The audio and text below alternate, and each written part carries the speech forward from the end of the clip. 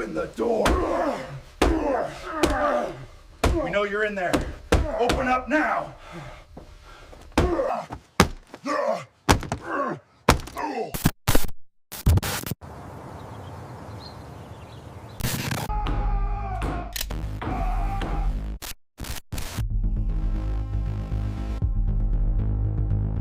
Police, open up! Door breached. Move!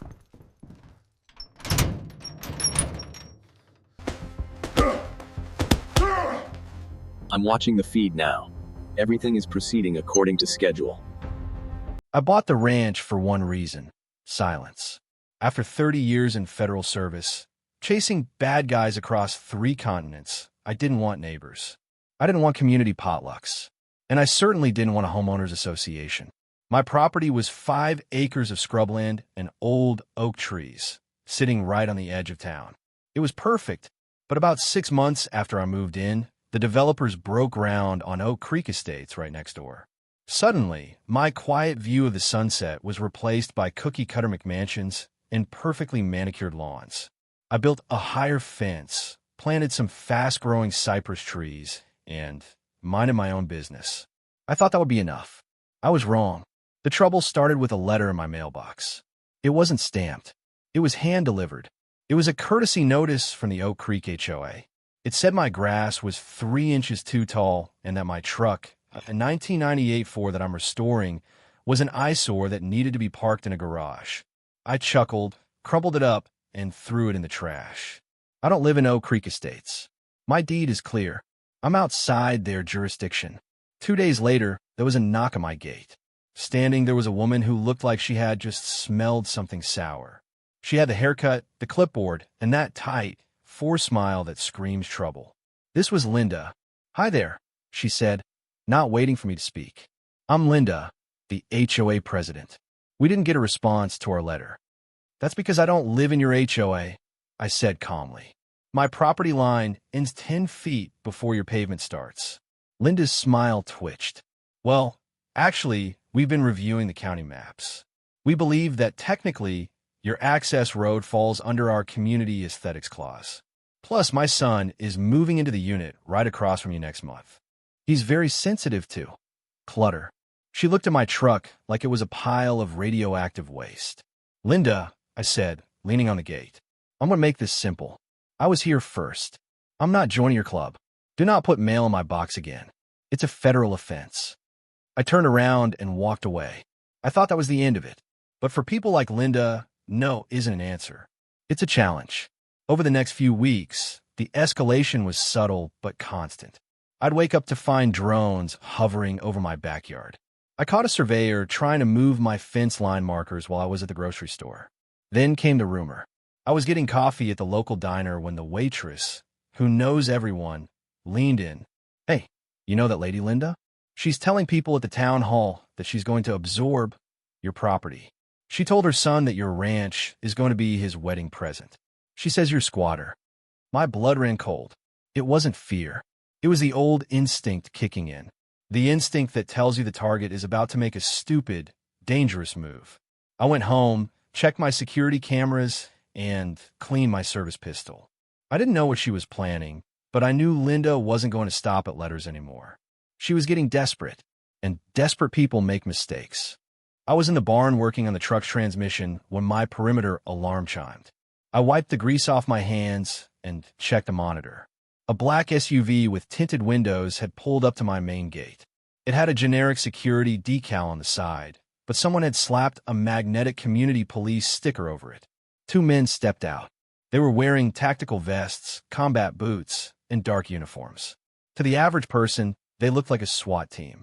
They had duty belts, radios, and what looked like sidearms holstered at their hips. Linda stepped out of the back seat. She was wearing a blazer and looked triumphant. She pointed at my house, then at the gate lock.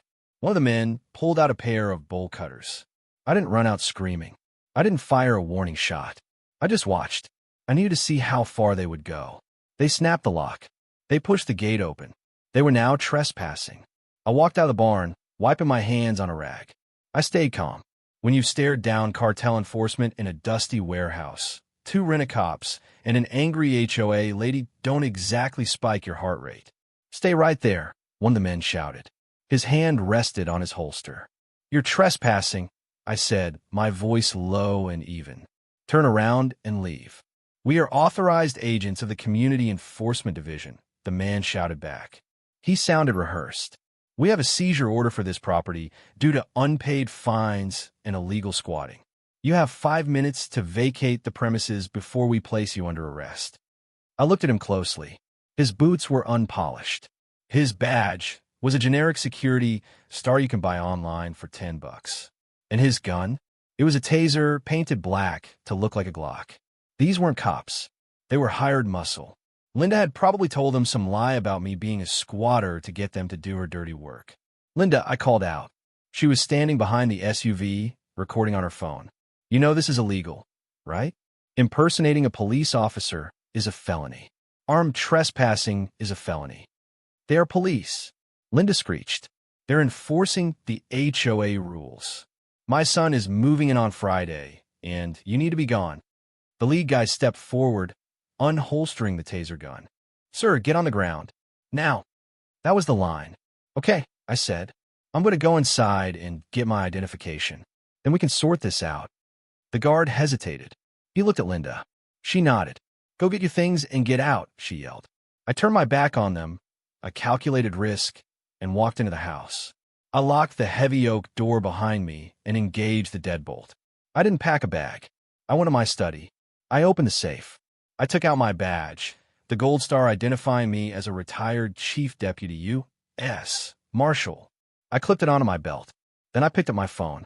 I didn't call 911. 911 goes to a dispatcher who might take 10 minutes to send a patrol car. I called Sheriff Miller directly. We had worked a joint task force back in '08. He was the one who convinced me to move to this county. "Jim," I said when he picked up, "I've got a situation. I have armed subjects at my gate impersonating officers. They just breached my perimeter. The ringleader is my neighbor." "Armed?" Miller's voice went hard instantly. "Looks like modified tasers, maybe real firearms. I can't tell from this distance. I'm secure in the house. I'm 10 minutes out. I'm rolling the whole shift. Sit tight." I hung up. Outside, the guards were banging on the door. "Open up. We're coming in." I sat in my armchair and waited. I watched them on the monitor. Linda was already measuring my porch for new furniture. She had no idea that the world was about to crash down on her head. The banging on the door stopped when the siren started. It wasn't just one siren. It was a chorus. Sheriff Miller didn't take armed impersonators lightly. I watched on the monitor as 3 sheriff's cruisers and an unmarked state trooper unit tore down the dirt road, dust flying everywhere. They drifted sideways, blocking the gate and the black SUV. The change in body language was instant. The 2 guards on my porch froze. They looked at the real deputies pouring out of the cars with AR-15s drawn, and they immediately threw their hands up. They dropped their fake guns like they were hot coals. Linda, however, was confused. She started marching toward the sheriff. "Finally," she yelled, waving her arms. "I called you people an hour ago. This man is trespassing on HOA property. These officers," she pointed to her hired goons, "are helping me evict him." I opened my front door and stepped out. Sheriff Miller ignored Linda. He kept his weapon at the low ready, trained on the 2 men. "Get on the ground. Face down. Now." The guards hit the dirt. "What are you doing?" Linda shrieked. "I'm the HOA President. You should be arresting him." I walked down the porch steps. The adrenaline was gone, replaced by a cold, hard satisfaction. Sheriff Miller looked up and saw me.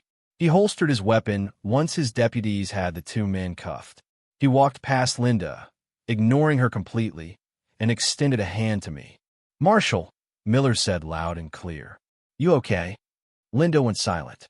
The color drained from her face so fast she looked like a ghost. "Marshal," she whispered. "I'm fine, Jim," I said, shaking his hand. "Though I think these gentlemen might have some explaining to do regarding their uniforms." One of the guards, now crying face down in the dirt, yelled out, "She hired us. She told us he was a squatter. She said she had a court order. We're just security guards." The sheriff turned to Linda. She was trembling. "Ma'am, Miller said, his voice like gravel. You procured armed security, dressed them as law enforcement, and attempted a forcible entry on the home of a federal officer. That's kidnapping, conspiracy, and impersonation of a police officer. But the bylaws, Linda stammered. My son, the view. Turn around, Miller said. The click of the handcuffs was the sweetest sound I had heard in years. The aftermath was messy for them, but quiet for me. The two guards turned state's evidence immediately. They testified that Linda had paid them $500 each and supplied the uniforms, assuring them it was a legal eviction. They got probation and lost their security licenses. Linda wasn't so lucky. Because she had crossed state lines to buy the police patches online, and because she targeted a retired federal agent, the prosecutors had a field day. She was hit with multiple felonies. She lost the house in Oak Creek to pay her legal fees. Her son never moved in. Last I heard, she's serving 3 years in a state facility, and the HOA dissolved shortly after the scandal made the local news. As for me, I'm currently sitting on my porch, watching the sunset over the oak trees. The fence is fixed, the gate is locked, and it is finally perfectly silent.